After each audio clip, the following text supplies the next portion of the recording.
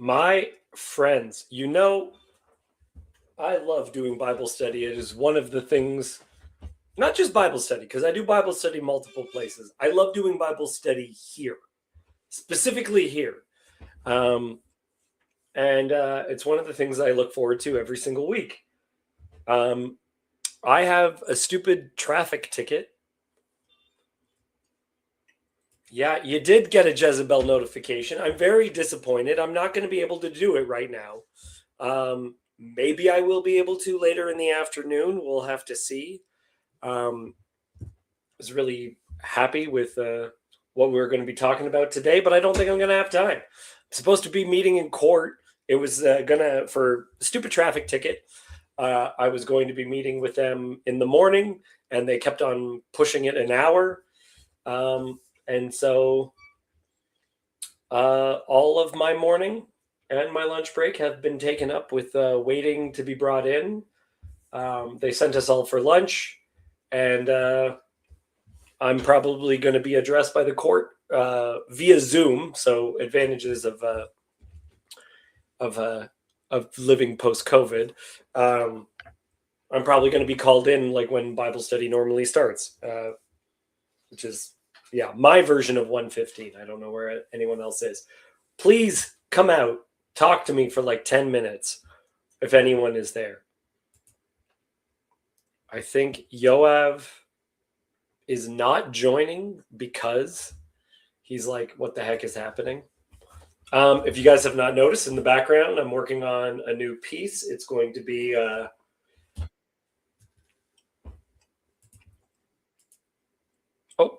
there you are. Hello, Yoav.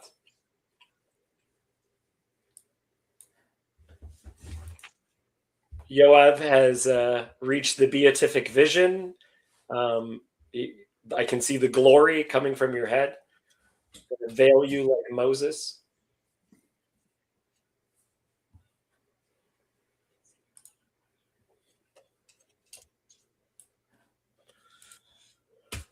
I'm really sorry to be leaving you in just a few minutes. How are you, Yoav? Well, I'm fine. If you have no other business, I can share with you war stories. Are they current war stories? Of course, current war stories. All right, share with me a war story, and I'm sorry if I leave in the middle of it. Yeah. Do you want me to leave the channel open when you leave? Sure. I can leave you. I can leave it. I know I can leave both the two of you in control of this stream and not feel bad about it. Okay. So we can keep the stream going while you're in court. I only heard about a minute of it. I'm eating breakfast, but I was going to listen to your stream. So anyway, the bottom line is no Bible study today, unless you undertake. And I haven't prepared any. Let's do Bible study. The Bible must go on. Okay, first off, I will do it. Yoav was going to share with us a war story. Okay. I just did the story. I mean, Jacob has heard it several times, I'm sure. Chezi has more hair-raising stories that I can. I think Chezi should start with it. Well, basically, all is well. We had a frightening 2.5 days. And now it's basically routine. The problem is that they don't let us sleep. The Iranians and the Hezbollah keep dripping rockets at us overnight. Nothing to cause any real injury. But it's still annoying. You have to rush to the shelter. And then you come out of the shelter and there's another alarm and you go into the shelter again. So last night I slept quite well, but the night before, nobody in Tel Aviv slept. We all rushed in and out of shelters all nights. That is the summary of a longer story. This was missiles from Iran or Hezbollah or both? Both. If the missile comes from Iran, you got 10 minutes warning. So you got a notification to your cell phone, and you get ready, and then you get the sirens go on, and then, or sometimes they don't. Sometimes the missile is intercepted long before it reaches the borders of Israel, and then you just get the warning, but no siren. It's from Lebanon, you don't get much of a warning. Is your shelter a separate building, or is it? It's under my building. Okay. So it's about 3 flights of stairs down and 3 flights of stairs up several times at night. Keeps me fit. Yeah. It depends how old is your flat. New flats will have a strong room in the flat, or sometimes you have something common per floor. Some people don't have shelters if the house is very old. Then you go to a communal shelter, like in a school or to a metro station. Yosef is joining us, which means I'm sorry my prayers didn't work. I was praying that you got better, my friend. I have to ask Yosef a question, which I doubt he can answer, but from publicly available information, Yosef, what is the range between a drone operator and the drones?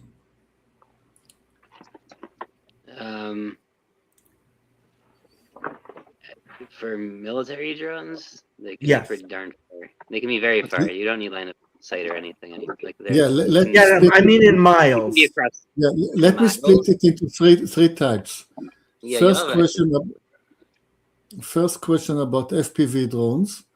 Second questions about reconnaissance drones, and third questions about suicide drones. I'm mostly actually interested in the suicide drones because from what I understand, those are the drones which are currently dominating the skies of Tehran, and I can't understand how they might be doing that from Tel Aviv. How many light seconds are there between Tel Aviv and Tehran? Can we pause 1 second? I think Cassandra is making a very good point. I'm just about to leave, and everyone shows up, including Stephen, who I have never met. Hi, Stephen. Welcome. Wow, Stephen's on a stream, but it'll be the shortest stream we have. To the Bible study that is not. Yeah. It's perfect. I suggest that we improvise something. I mean, Jacob can always... How many people are going... Stephen is also illuminated by the glory of God. Yoav came on, and he's got the glory right. Yeah, just the beam coming down. Okay. I suggest that I don't want to interrupt your sequence in Kings 2. But I suggest that Jacob will just dream up an interesting chapter, something not too controversial. Oh, sure. I'm thinking let's do Ki Malachav Yetzavelach. Lishmorcha b'chol darchecha. Psalm 91, I think. Is that right? Psalm 91? I think that's what you're Sounds quoting. good to me. Yes, I was going to say, we can just take a different chapter from a different part of the Bible. Like, we can even be doing the parallel chapter in Chronicles if we wanted, the King's one. I have decided Ki Malachav Yetzavelach, because for me, like, I keep on imagining these drones all over. Okay, I am going to have to show you guys a music video off Twitter. Just a second. Tell me the number. I think it's 91, but I'm going off the top of my head, and I'm not an expert in numbers. 91 is cool. I am going to subject you guys. Or is it 94? It's either 91 or 90. Sorry, 91 or 93. To this little picture.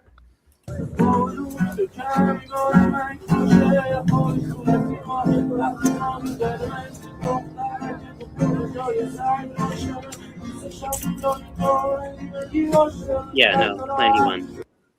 So this is a video which, even if it is AI, I can very much believe is the what is going on in Tehran right now, which is a lot of young people sitting with their musical instruments and strumming along as they watch the city burn, which is kind of interesting. But yeah, let's do Bible. Really about the vibe. Which one? Sadi Aleph? Yeah, Tzaddik Tzaddik Aleph. Aleph, yes. It is Oh. too bad that Rusher isn't here because, and from your server, Jacob, because his dissertation was on this song. Oh, really?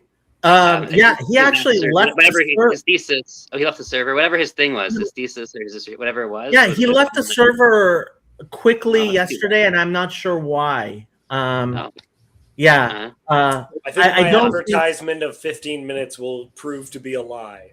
That's Yeah, what you're- I'm really getting. Definitely a lie. But let's at least Well, it's recite just the not- psalm. It's not Okay, David's but- Bible. Yeah, just let me finish the last sentence. It's how many? Ask Grok.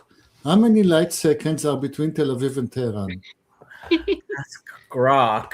Ay, ay. How many light seconds? How many light seconds between Tel Aviv and Tehran?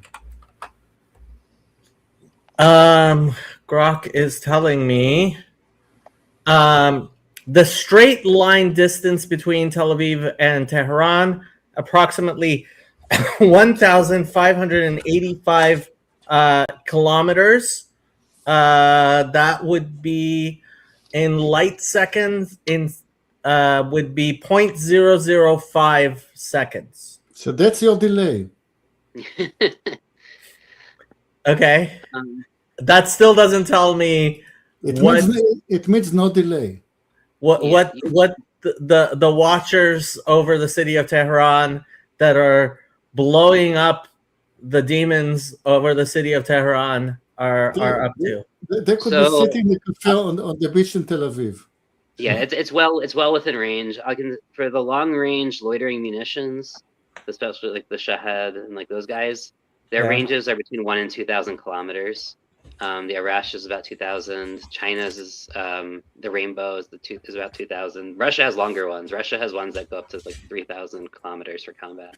Okay, so there are conceivably people sitting in Jerusalem, No. commanding angels in Shushan, and nobody thinks this is biblical. I do. I always said it was. Okay. יושב בסתר עליון בצל שדי יתלונן, אומר לאדוני מחסי ומצדתי, אלוהי אבטח בו, כי הוא יצילך מפח יכוש מדבר אבות. בעברתו יסח לך, ותחת כנפיו תכסה, צינה וסוחרה אמיתו, לא תירא מפחד לילה, מחץ יעוף יומם. Oh my God, that is amazing. מדבר באופל יהלוך, מכתב ישוד צהריים, ייפול מצידך 1,000 ורבבה ממניך אליך לא ייגש, אמן. רק בעיניך תביט ושילומת רשעים תראה, כי אתה אדוני מחסי עליון שמת מעונך, לא תעונה אליך רעה ונגע לא יקרב באוהליך, כי מלאכיו יצב לך, לשמורך בכל דרכיך, על כפיים אונך פן תגופה באבן רגליך, על שחל ופתן תדרוך, תרמוס כפיר ותנין, כי בי חשק ואפלתהו, אסגבהו כי ידע שמי, יקראני ועיניהו עמו אנוכי בצרה, אחלצהו ואכבדהו, אורך ימים אשביעהו ואראהו בישועתי. That was beautiful. Okay. Anybody want to translate Do to it in English? English. It was, but this is now is the point when I'm asking the difficult questions. I mean, I didn't even think of that part of it. What was it? Nechetz Ya'uf Yomam. Nor the Okay, arrow I that think- flies by day. Lo tirami pachat laila mechetz Ya'uf Yomam. Okay, let's actually read this in English, maybe. Okay. Are we reading or are we doing a Bible study here, Jake? Well, I thought we should start by I appreciate that. Yeah. then I thought we should actually translate it to English, and we can do Bible study. Like I mean, every verse is just. I mean, Yoshev Beseter Elyon by itself could take the rest until I have to leave. I have to leave in an hour or so. So take it away, Yosef. Oh, me. Gosh. Oh, okay. So, yeah, this is liturgically we say this a lot. Jews say this a lot, and a lot of people say this every single night after they say their Shema in bed. It's also, in addition to that, said every week at the end of Shabbat, and a bunch of other places. This is probably one of, even though it's like not in a major part of liturgy, it's part as terms like private prayer. It's a pretty big component. It's also thought to be a what do we call it? It's like an amulet psalm. So this is like the main, when we find ancient amulets, medieval amulets for Jews for protection. A lot of them are quoting the psalm. This is like the psalm for protection. Yeah, it's really cool. I mean, I don't know if I'm tempted to start with Yoav's questions, but since we haven't done it in English yet, maybe we'll do a little bit of a review in English, and then we'll go to Yoav's questions. May I read it in English? Yeah, that will Yeah, answer please take it answer away, Kirk. because- Kirk, why don't you read the first? It does have a structure. Why don't you read like the first like 8 lines? Yeah, like the first 8 verses in English. He that Let's dwells let in him- the secret place of the Most High shall abide under the shadow of the Almighty. I will say of the Lord, who is my refuge and my fortress, my God, in him will I trust, that he will deliver thee from the snare of the fowler and from the noisome pestilence. He shall cover thee with his pinions, and under his wings shalt thou find refuge. His truth shall be thy shield and buckler. Thou shalt not be afraid of the terror by night, nor of the arrow that flies by day, nor of the pestilence that walks in darkness, nor of the destruction that wastes at noonday. 1,000 shall fall at thy side, and 10,000 at thy right hand, but it shall not come near thee. Only with thy eyes shalt thou behold and see the recompense of the wicked, because thou, O Lord, art my refuge. Nice.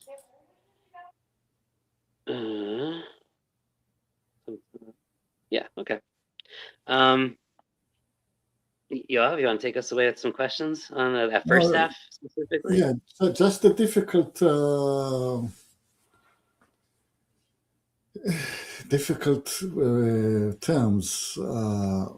Dever havut, the pestilence. Mhm. What is the Oh, how you have or hayuot, depending on how you pronounce it, is like a term for destruction or desolation. It also comes Okay. up. We also have kisei hayuot in the psalm for Wednesday that we say. I think that's like 70 something, 73 maybe. Yeah, it's this term for destruction. What line? It's the Midever, second, third verse, last word in Hebrew. Yeah. So it's Oh, related- I made a mistake. Where did Sorry. you go? You're in the wrong psalm. Yeah, I am in the wrong psalm. There we go. Midever So- havut. Yeah. so it is related to the word hoya, destruction. Yeah, though here this is a very weird translation. I've never seen it. Noisome pestilence. That's a Yeah. weird. I don't like that. That's Yeah, It's the Koran. You like the Koran, generally. it's not my preferred translation. I should probably go downstairs and get my altar and see. He usually has a good note on this stuff. If you click on it, you'll get your. If you click on the word, you should get your You're like double click on the word Hayot, and on the right side, there it goes. Chasm. Destruction. Yeah.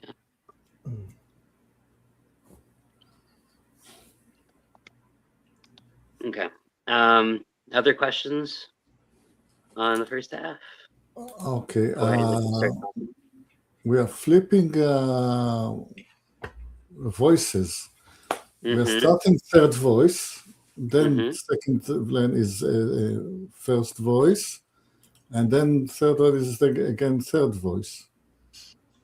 Yeah, and then in the second half of the poem, it actually goes into God's voice, which is why I didn't want to do the two halves together. It's a weird. I mean, this is typical.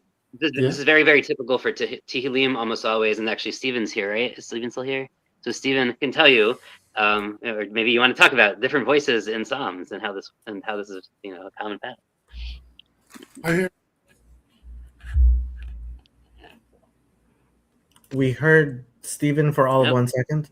Yeah, I've Yeah. actually written music for it to sing Psalms by.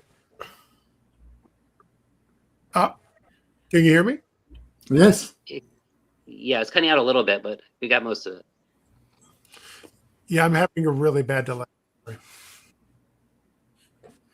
You might turn off your camera. That might help. I think you're fine. Just keep talking.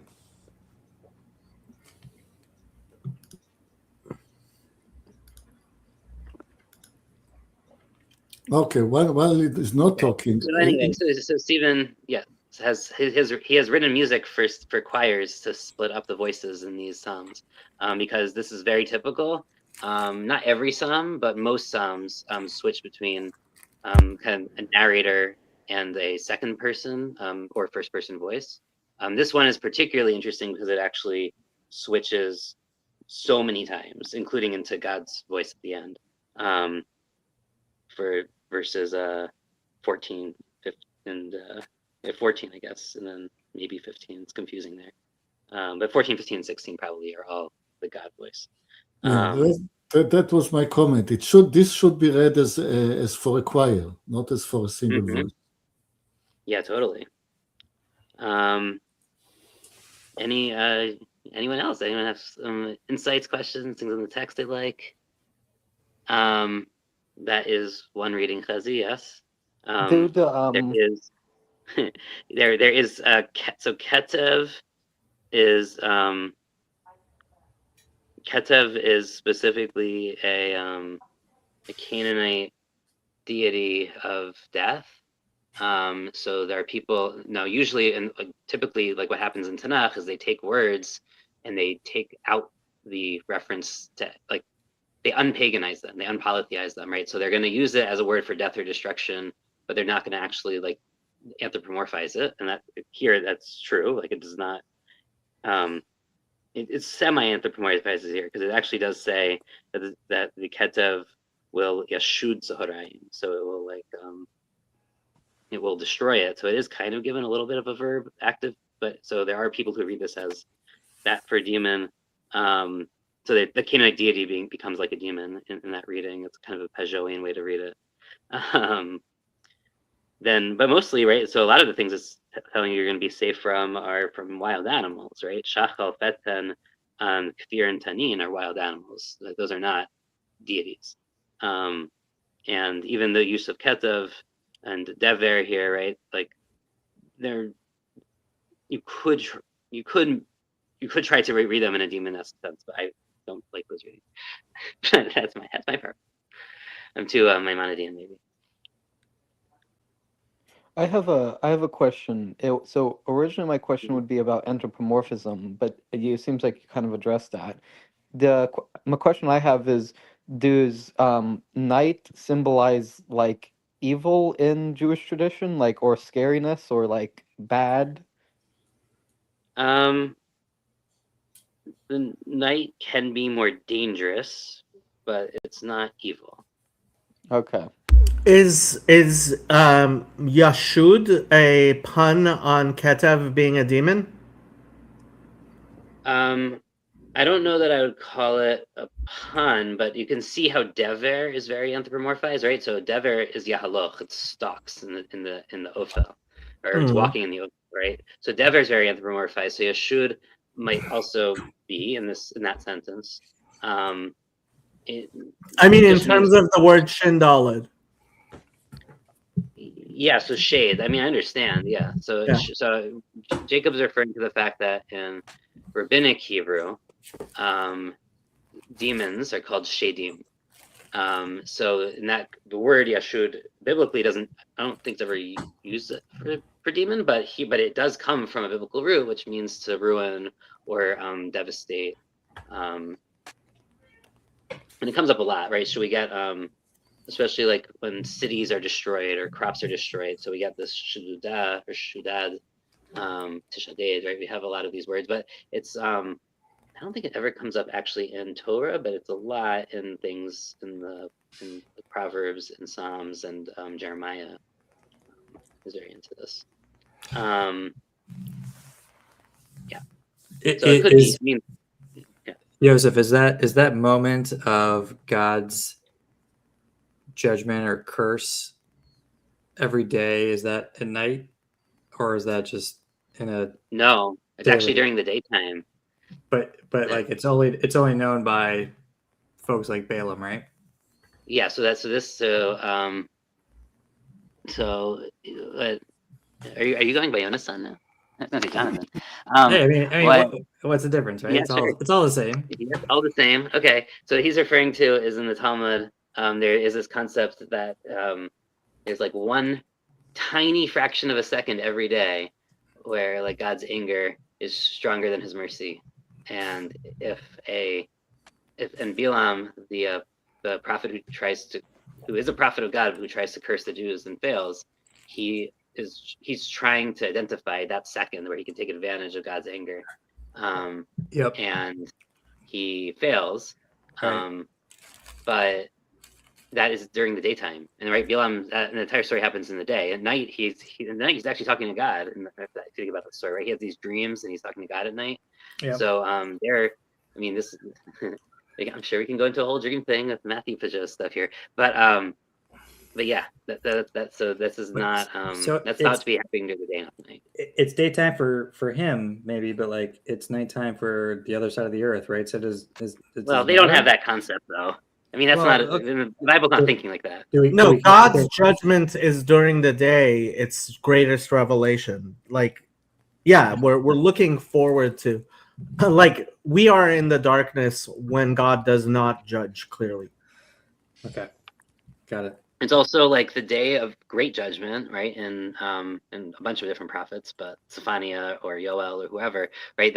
That's the great judgment comes when the day turns into kind of night, or it's neither night nor day, right? That's the phrase that's used. But that can only happen during the day, in a sense. And this is also tied to like Jewish law, where the Jewish courts can only judge during the day. They're not allowed to render judgment at night, right? There's a whole thing. And for our Christian friends, yeah, the Gospel of John, the Gospel of John really does play off of that. Mm-hmm. The light and darkness, and they judge Jesus at night. Like, the Gospel of John is very aware of that. Yep. Shocker. I think so. I mean, the other things here is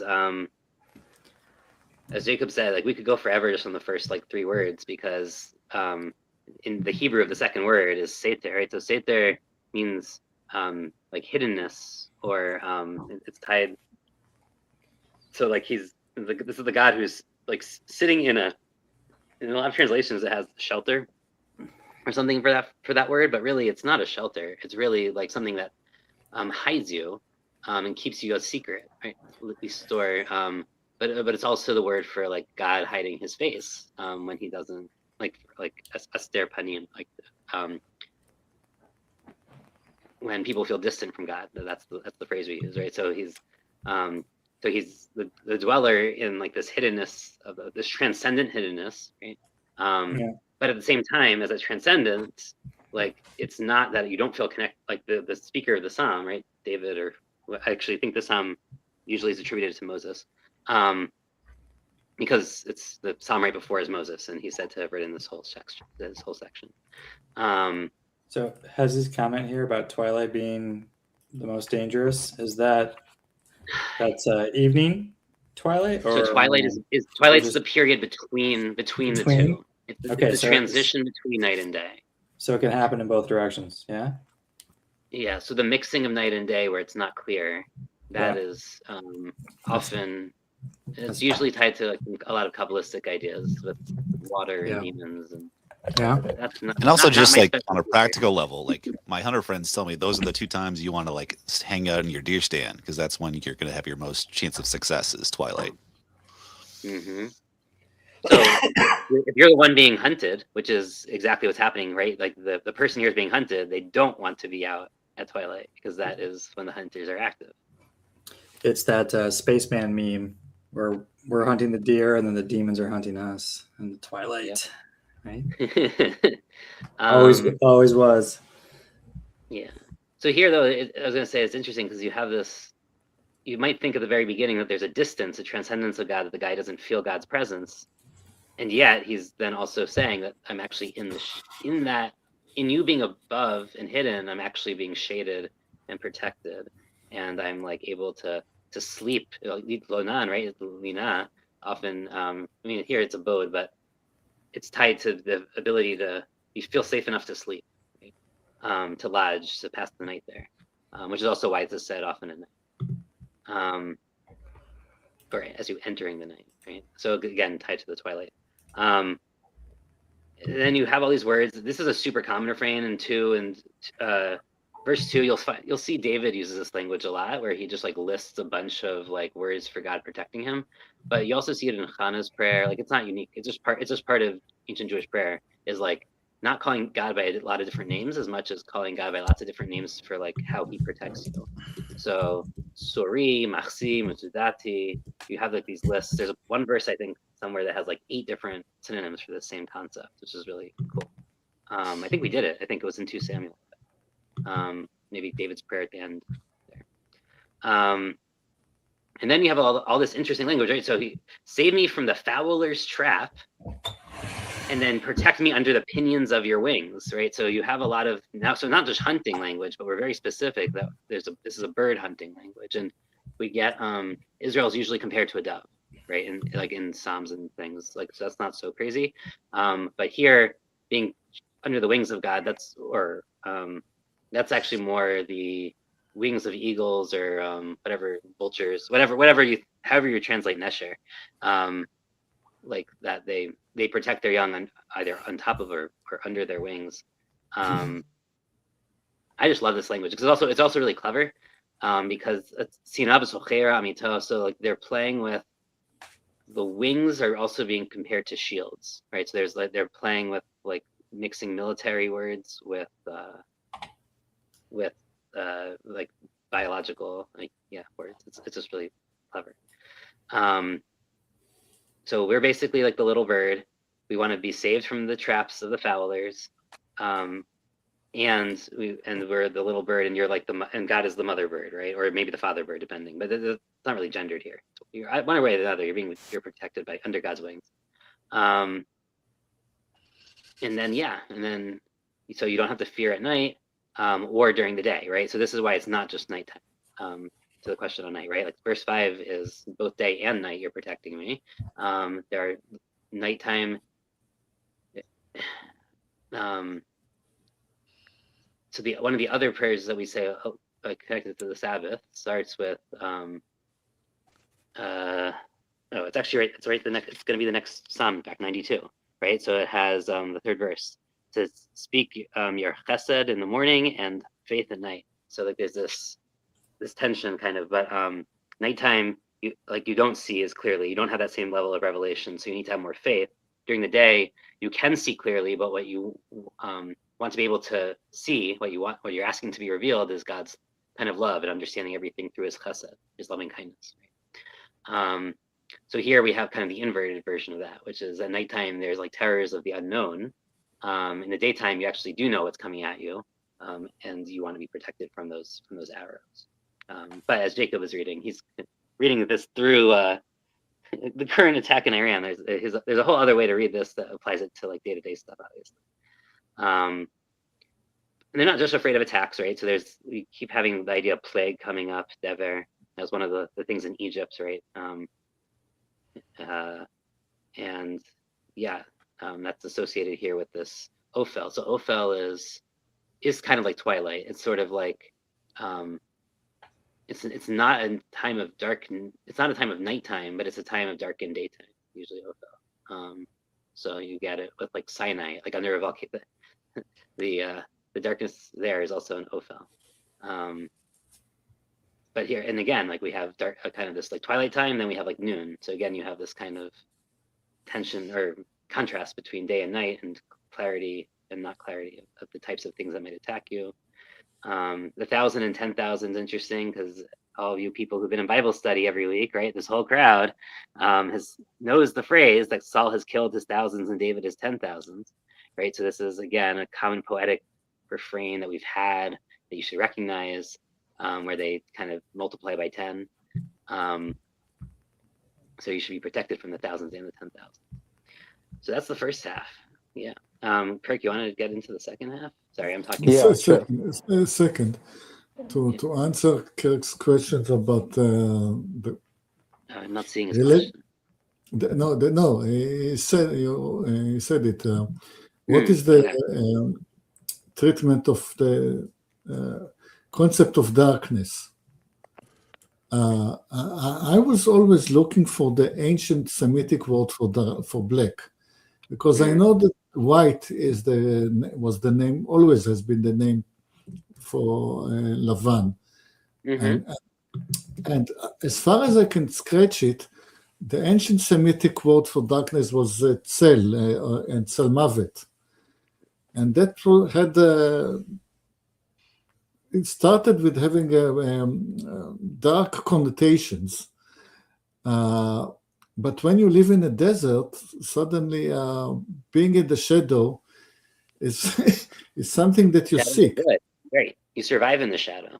So the ancient word for black, tzel, appears in a positive connotation in the first verse. So it is replaced by other terms in the sixth verse. They have to find another word for the bad darkness. Yeah. So and there even is a Ophel, good darkness and a bad darkness. but even Ophel isn't a bad darkness because Ophel is associated with Sinai. So Ophel has both positive and negative connotations, right? Moshe goes into the Ophel. So we have to be careful, I think, assigning it like a strong balance. Can you guys hear me now? Oh, yeah. Am I in real time now? You know, I've Yes, been I've grown vineyards all my life, so I've been a farmer all my life, and I can tell you that we think of disease coming in the night. The bad things that happen in your vineyard, and I'm in a town of orchards, and orchards and vineyards happens at night. It's unseen. It's the molds and the mildews that ruin your fruited crops. So I can tell you from a personal level, having grown these things, that you lay down at night and it's dark out, and it's a warm, humid night, and you know your vineyard is in trouble. And also the idea that that during the day you're outside doing things, you're in the sunlight, and as far as germs go, that's a bad environment. But at night you come into a warm, humid house, and you're all together in a group, and so one person's disease transfers to the other. And if you don't have a concept of how germs work, then that's pretty bad. Interesting. I have apple trees, and the aphid. I guess the aphids or the mold, like creates like this fuzz on them. It's terrible. Steven, you're not a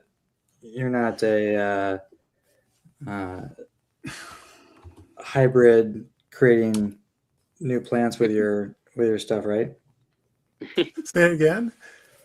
He's asking if you're grafting. Yeah, you're not. Yeah, thank you. Oh. Yeah, don't graft the vines. Yeah, well, if you don't graft vines, they die because of a reason. So, but No, I buy the vines pre-grafted. So does it count that I buy them pre-grafted? No, it doesn't count. But as long as it's not different species, you can Well, graft all you want. you can't grow vineyards without grafting, though. Yeah, no, but you're attack- allowed to. Yeah, that's not separate species though. That's the prohibition. Right. Yeah. No, I'm not crafting separate species. Good for you. Good for you. I mean, just ignorance is not bliss. This is true. Okay. Without getting too much into the agricultural, you were telling us about light and dark. Yosef. Well, so I wanted to add to Yoav's thing. So Tzalmavet is one of the, in Ugarit, we know it's one of the seven sons of Mavet. So Mavet's the big death god in the Ugaritic Canaanite tradition. He has 7 either sons or helpers, depending on like what you read. Tzalmavet is one of those helpers originally. That's like so Tzalmavet is specifically like, it seems to mean like the shadow death, right? Like it's literally right, like the shadow death. But the transformation of it is super fascinating, because by the time you get to some like 23 or whatever, where God is your shepherd, you shall not wander, and you are passing through the valley of the shadow of death there. Right, so the valley of the shadow of death is Tzalmavet, which seems negative, but then in other places, like in this psalm, you get Tzal or Tzalmavet as positive. And that is, now I don't know if Tzalmavet is actually used as positive. Tzel is often positive. That's the thing about Tzalmavet. It comes up like a handful of times. I think it's usually still sort of kept as like a dangerous thing. But I have to think about it. I also say there is kind of a cool play here, right? With in verses 6 and 7. So as I said, Ophel is associated with Sinai, and going onto Sinai, like approaching God in the, we use this word Yigash, which is the last word in 7. So here I think it has it as "you shall not reach you," or however they translated it. But there is something, Yigash ala Arafel or Yigash ala Ophel is this phrase about like who can approach God kind of in the cloud, the mist.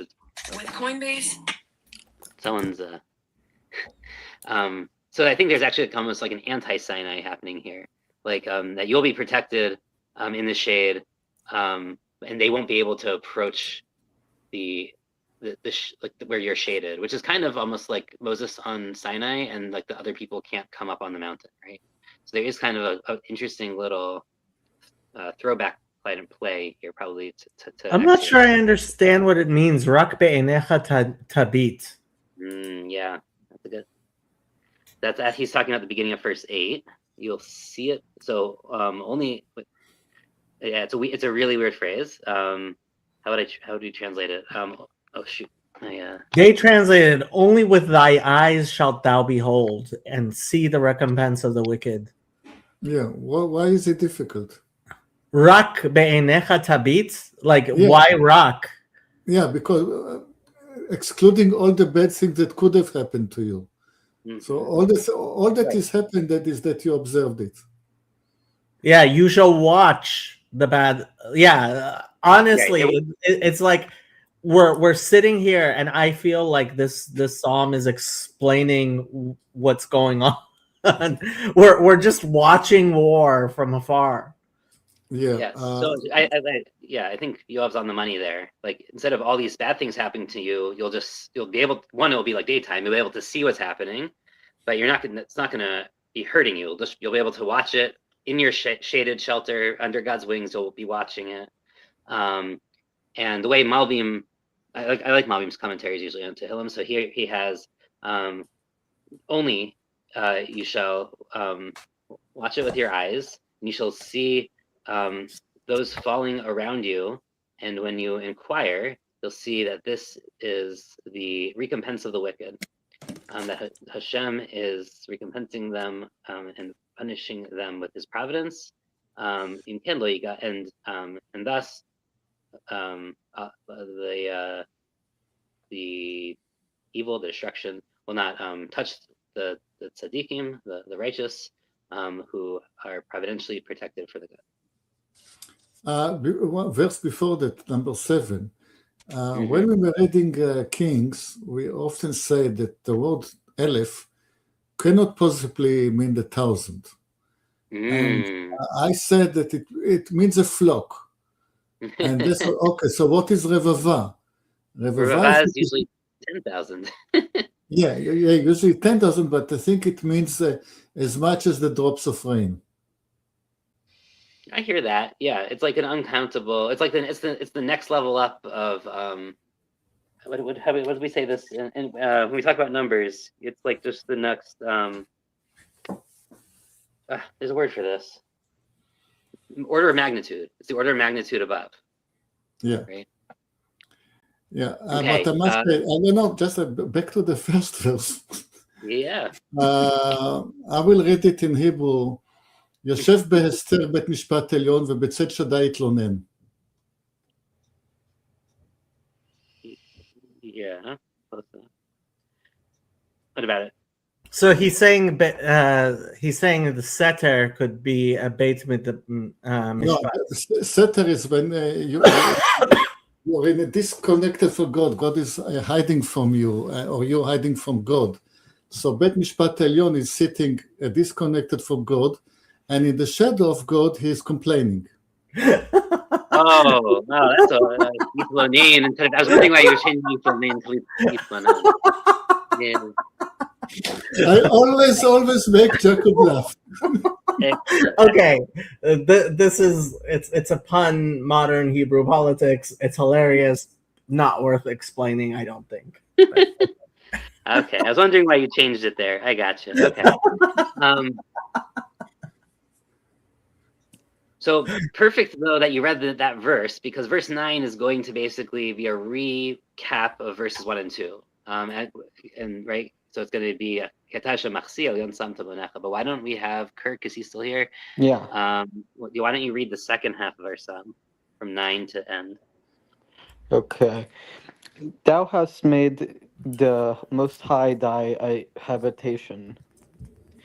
No evil shall befall thee, nor shall any plague come near thy dwelling. For he shall give his angels charge over thee to keep thee in all thy ways. They shall bear thee up in their hands, lest thou dash thy foot against a stone. Thou shalt tread upon the lion and the adder, the young lion and the crocodile shalt thou trample underfoot. Because he has set his delight upon me, therefore will I deliver him, and I will set him on high, because he has known my name. He shall call upon me, and I will answer him. I will be with him in trouble. I will deliver him and honor him. With long life I will satisfy him and show him my salvation. Now in Hebrew, Kirk. No, that was good. Yeah. So what questions, thoughts? Let me think. Is there an idea in Judaism of the house as a mini heaven, like a reflection of God, like Most High thy habitation? So the houses, individuals' houses are thought more as like mini. Especially dining rooms are often thought of as many temples, but not as many heavens. But there is a concept that your table is like an altar. This is a post-destruction, post-70 concept, where like that part of that of the temple kind of gets understood as being the synagogue, but there's a part of it that becomes part of the house. Yeah, this word they translated dwelling is ohel. It doesn't say house in Hebrew, which is important. It's tent. Okay. Yeah. And of course, tent being like the tabernacle, probably, but also like private tents, right? Like it's sort of playing with both. Where, and tune is a cool word. You don't get it very often. What about these animal words? I never actually knew these animal words. Yeah, what's an adder, anyways, in English? An adder is a type of snake. So there are 4 different words for types of lions in Hebrew. We get a bunch of them. We get 2 of them here, shachal and kfir. Now feten, so you have it as adder. So I have as viper. It's probably actually really a cobra. It's okay. It's some sort of viper snake. talk about how they derived its cobra, but it's probably something in that family. So it is weird because you get this like, these are not things that normally pair together, like lion and snake, and then lion and tanin. Tanin can mean snake, but usually means something closer to a crocodile. But there's lots of evidence that it can also be read as snake, and this is probably, and tanin is usually connected with things like Leviathan or Tiamat, or like in Canaanite literature, tanin is one of the sea beasts. But then becomes very specifically associated to Egypt and the crocodile kind of god of Egypt. Here, though, it seems to probably be the snake version. If you remember in Exodus, when he throws down the staff, it says it becomes a tanin, but earlier it said it would become a snake. So there's a question there of does it actually become a snake or a crocodile? There's a strong argument that in many places, though, tanin actually should be a snake. This is one of them. But why lions and snakes? You know, that's a symbolism question.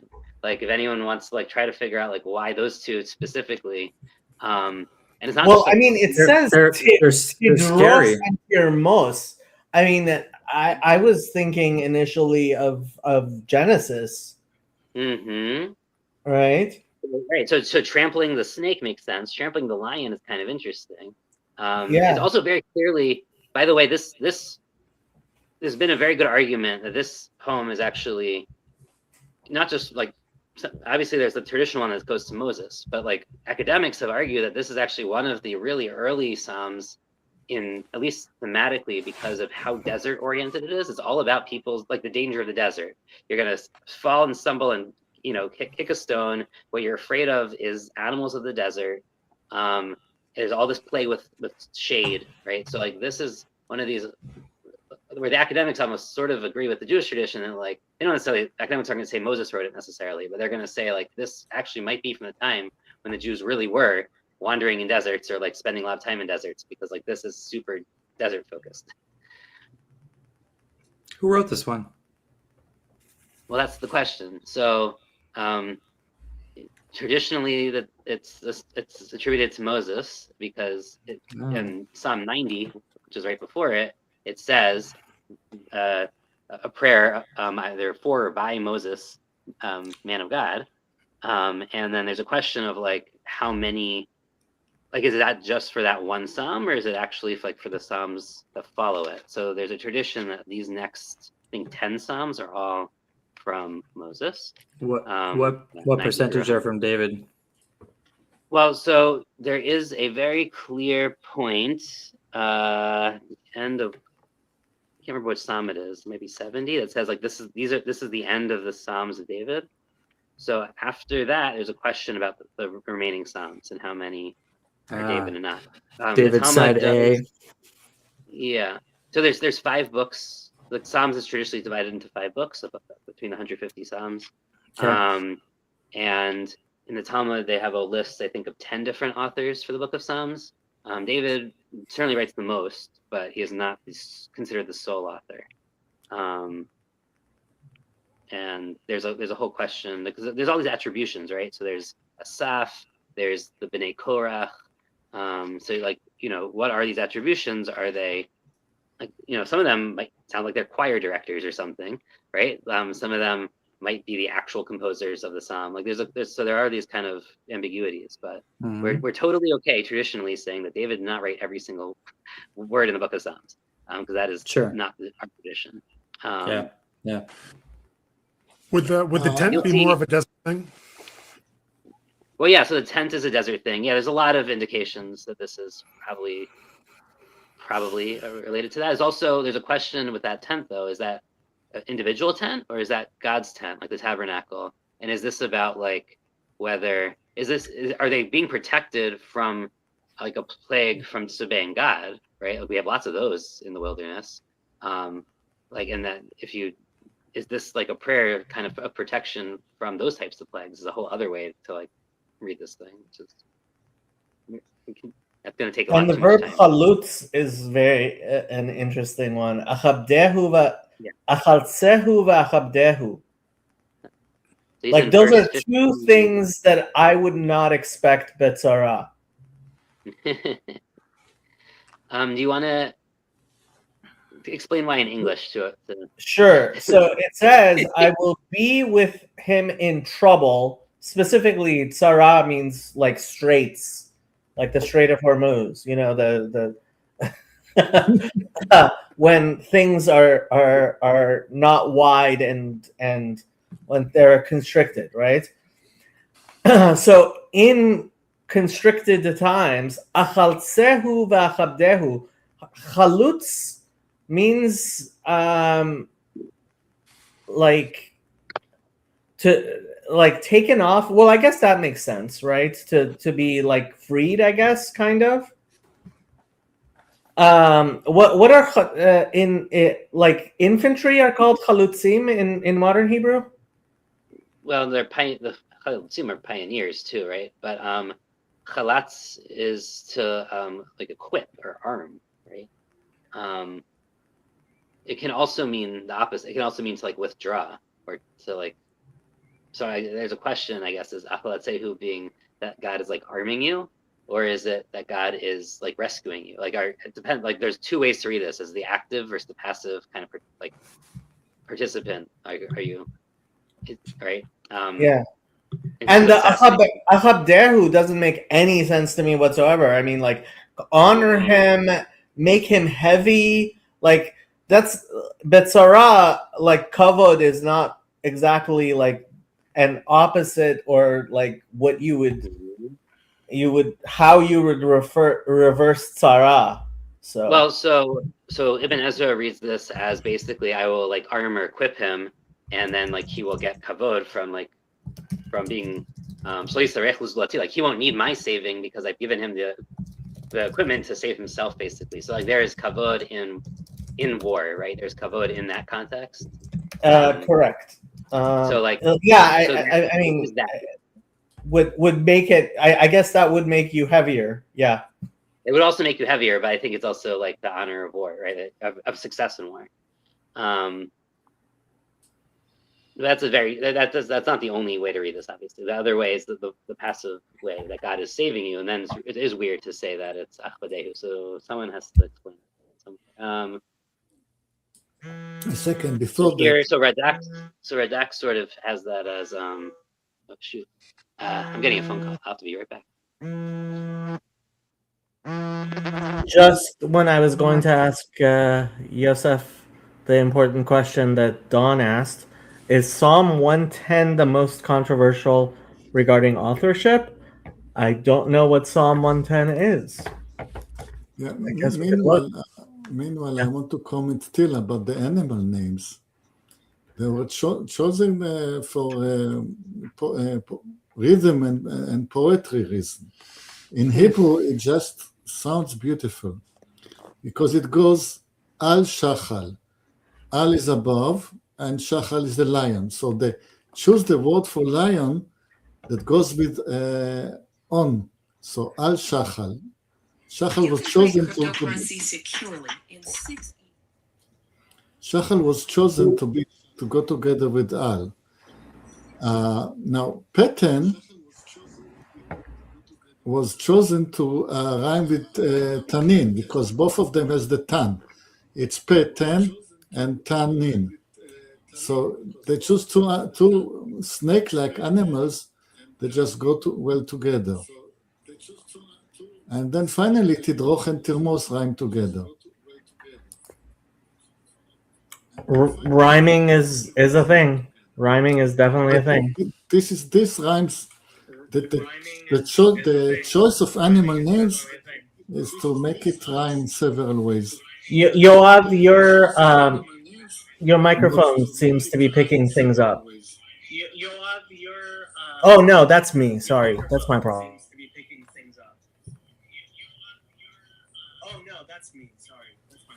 Still happening.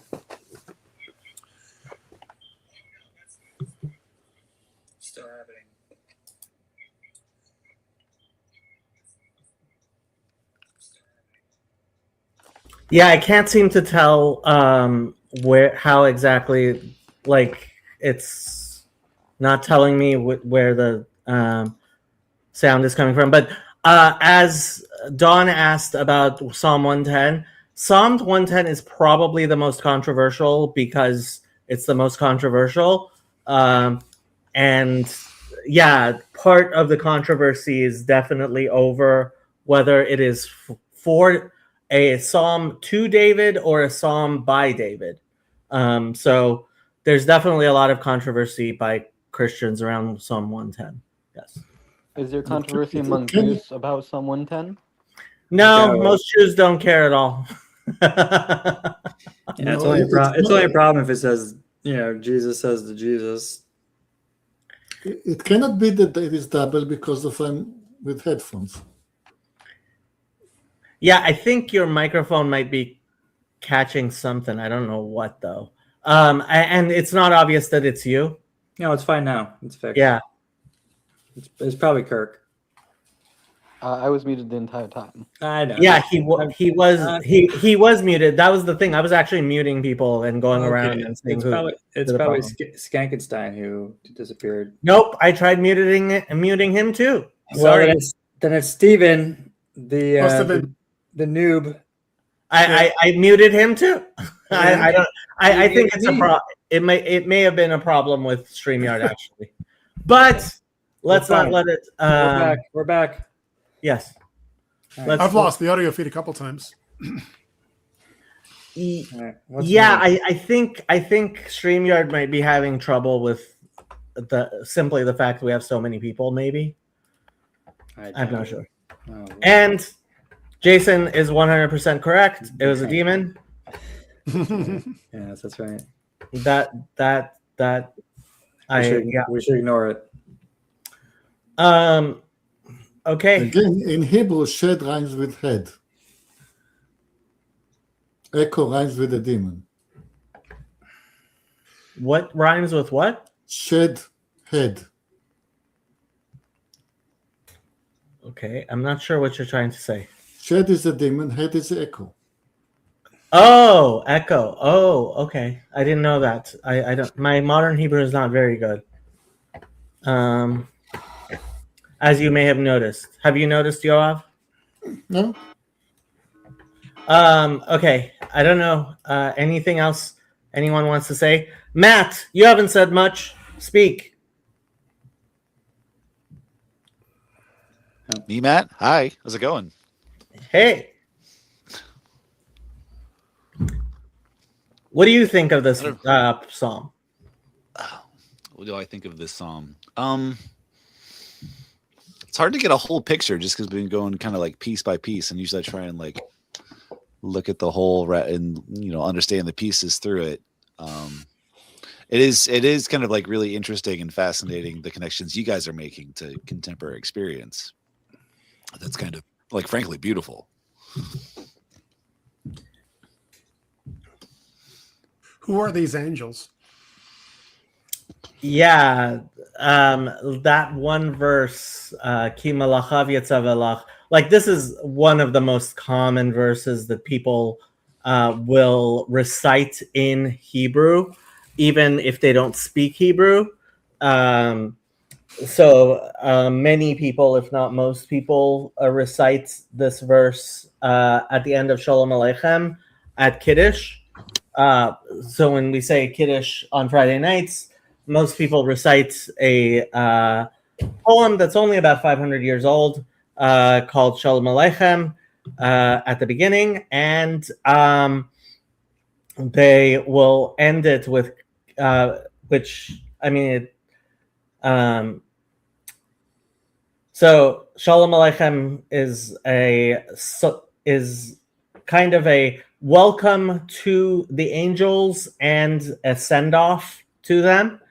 And at the end, people recite these verses, Ki malachav yetzav elach lishmorcha bechol derechecha, for he shall give his angels charge over thee to keep thee in all thy ways. I don't like that. I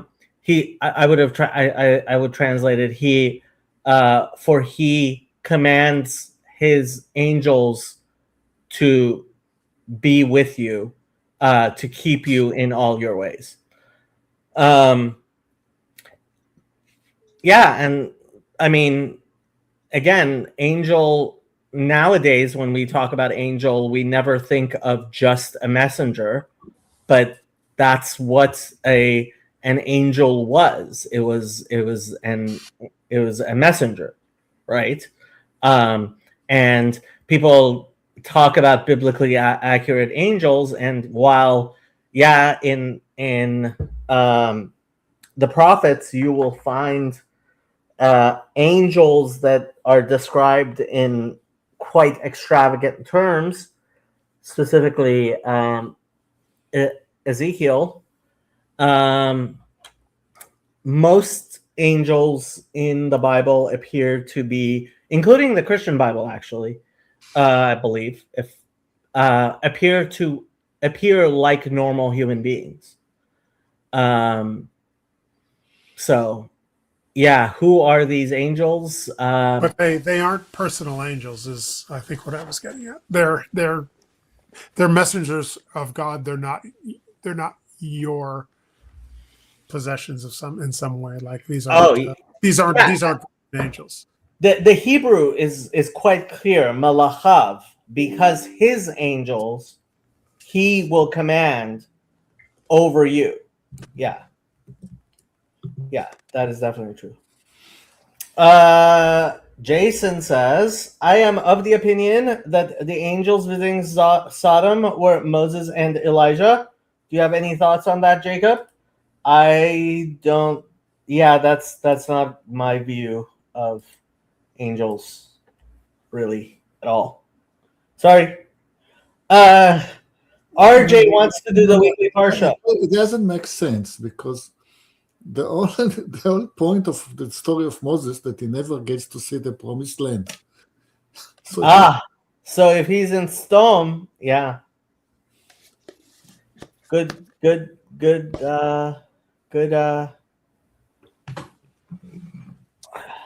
answer there. I agree with RJ. I think we should do the weekly parsha. Weekly parsha.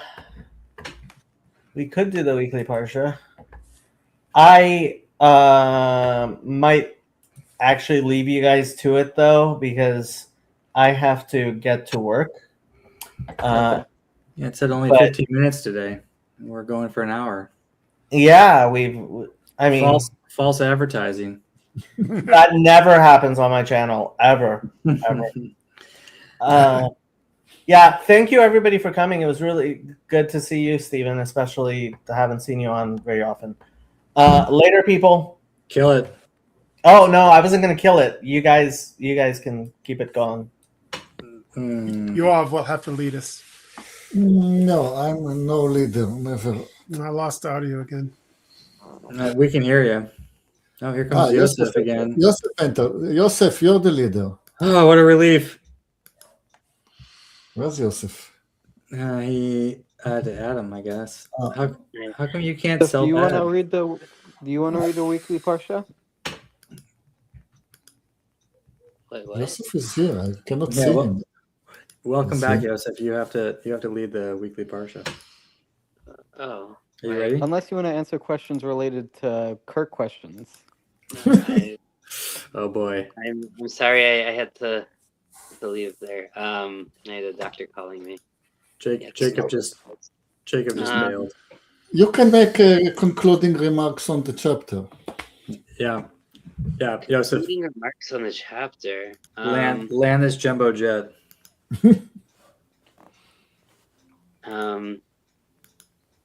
Unless, I mean, So it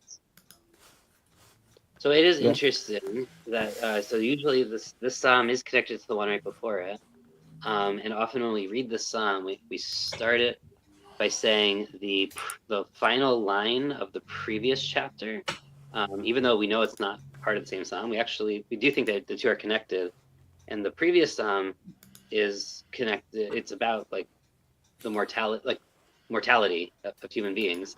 But for some reason, it's connected to the building of the temple, and that's probably because of the tabernacle, because of the final line, which is like may like the pleasantness of the Lord our God be upon us, and the and the work of our hand be established for us, and may the work of our handiwork be establish it. So like that line, this is why I do think that Psalm 91, there's a nice and interesting reason to actually connect it to the tabernacle and to as a protective blessing on being able to kind of have the tabernacle in your midst and understand it as a refuge and a shield, which is also like part of the clouds of glory and all those other things, right? Which is also, I mean, I know Jacob was curious about this word achbadehu, but one of the connections is ananei hakavod, the clouds of honor, glory, whatever, but that is the same word, right? So you have this protective element of being able to contain God. So instead of, I think the natural inclination is to read this poem out of context as being something about protection against external threats and demons and whatever, however you want to read that side, and not really being protected in some sense from God. And yet I think this poem in the certain context does seem to read more as an internal, like how do you have the proper orientation so God's protection works and you aren't harmed by his presence. It's a very different way to read it, but I think it's actually I think it's a really good argument that is often how Jews read this poem liturgically, even if they don't actually think about it too deeply. It also this beautiful thing, right? I don't know if you guys talked about the beginning of verse 14, but it's is like love, desire, yearning, right? Like it's this really beautiful emotive language of like the reason that God is saving the person in distress in this prayer is because of how much they yearn for God. And in that yearning sort of is this, is this protective element.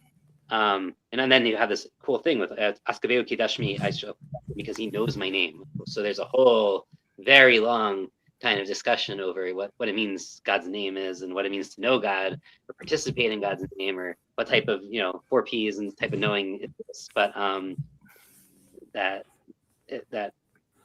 you can yearn for God, and it doesn't mean you grasp him, but somehow you still know him in that yearning. So there's a lot of kind of beautiful sort of maybe semi-mystical or at least a little bit wooey esoteric stuff here going on, even in kind of the basic reading that I think like we shouldn't just necessarily skip over. I love the end of this. It's such a cool. The ending of this poem is really cool. I have something to contribute to that, but it's a little tangential. If that's okay? Is that okay? Let's see how tangential it is. So, are you familiar with existential psychiatry at all? Psychiatry, as in the use of medications for existential? Well, or existentialist psychology, like psychotherapy. Yes, a little bit. Okay, this kind of reminds me of Karl Jaspers' notion of limit situations, where basically an individual is confronted with a limit, and then they transcend the limit through finding meaning with the transcendent other. Mm-hmm. Yeah, and that fits a lot with the concept of the narrowness, right? And that's part of the transcendent limit is the narrowing, and being released from that narrowness. I'll say for those, yeah, that's good. I like that connection. That worked well. And on that, I appreciate it. I will say that the other thing that clearly connects 90 and 91 is 91 has this like non sequitur at the end, which is about like the long life and seeing salvation, and that's entirely the theme of the Psalm 90. So so reading them as a unit, I think. Sorry, I don't want to skip. Kirk's point was really good. That limit point and talking about that, I think makes a lot more sense if you read 90 and 91 together, because 90 is all about the finitude of man, how one overcomes, that finitude, the transcending that, and like there is something to like both accepting the finitude, but also like seeing past it. And I think it's a much stronger reading in 90 than it is in 91. But if you read them together, you kind of get both sides of it. Yeah. And also like 90 is very clear that the threat, the fire, the things that you're trying to be protected from is actually God.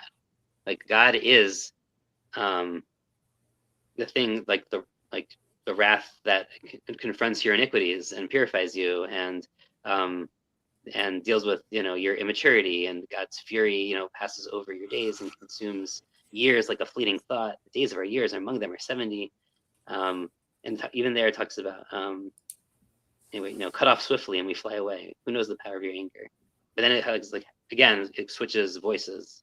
Not in the same way as this one does, but it does switch from the super fear of God mode to this loving mode, at verse between 11 and 12, basically, right? It switches suddenly. And then 91 switches even more because it goes into first person, right? As opposed, and I think 90 is entirely in the plural, if I remember, and that switches also in 91. So there's arguments to read them both separately and together, I guess, but there's they form a unit either way. Yeah. Does anyone else have any anything to say about the psalm? 0. Zero. Yeah, call. Joseph is gonna call again. I'm leaving. I am getting a call again. Say, I gotta take off too. See you guys. All right. Peace in the Middle East. Bye.